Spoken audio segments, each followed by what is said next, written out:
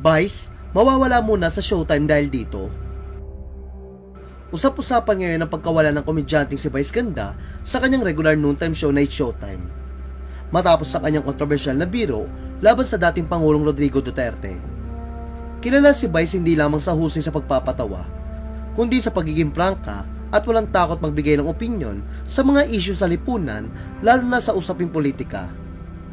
Kaya't hindi nakapagtataka na muling umani siya ng atensyon at matindi pa mabatikos matapos ang insidente sa kanilang Super Divas The Concert kasama si Regine Velasquez nitong August 8. Sa isang segment ng kanilang concert, kumanta si Regine ng The Hold My Hand ni Jess Glynn, na trending song sa TikTok kasunod ng Jet 2 holiday advertisement na kalaunan ay naging viral meme. Hindi nga inaasahan na marami ang ginawa ni Vice kung saan masayang naglakad sa entablado kasama ang mga backup dancers, hawak ang isang tarpaulin na may nakasulat na Jet Ski Holiday. Nang uminto sa pagkanta si Regine at dito na ginaya ni Vice ang sikat na Jet 2 holiday meme. Huli sa kanyang bersyon, pinalitan niya ito ng Jet Ski Promise ni Duterte noong 2016 kaugnay sa West Philippine Sea.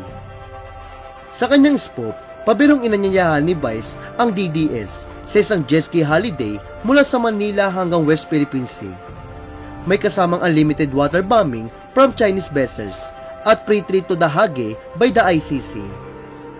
Biro pa ni Vice, right now, from Manila to the West Philippine Sea via jet ski, get unlimited water bombing from Chinese vessels and a free trip to the Hague by the ICC.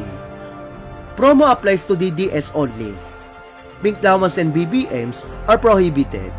Huwag niyo akong subukan, mga ninyo. Dahil dito, inulan nga na matinding pamabatiko si Vice mula sa mga taga-suporta ng dating Pangulo. Hanggang ilang araw matapos ang naturang biro, kapansin-pansin ang pagkawala ni Vice sa It's Showtime nitong Lunes, August 11. Dahil lang para lalo pang lumakas ang spekulasyong pinatawan siya ng pansamantalang suspension. Gayunpaman, ayon sa maraming fans si Vice, baka pinagpahinga o nagbakasyon lamang umano si Vice dahil katatapos lang ng concert nito.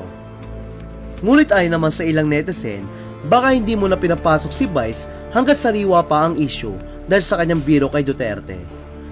Maaari raw kasi maapektuhan ng views ng Showtime o di naman kaya dumugin ito ng mga galit na galit na DDS. Lalo pat nanawagan ng mga ito na i-boycott ang mga programa at kumpanyang ini-endorso ni Vice gaya ng isang sikat na fast food chain.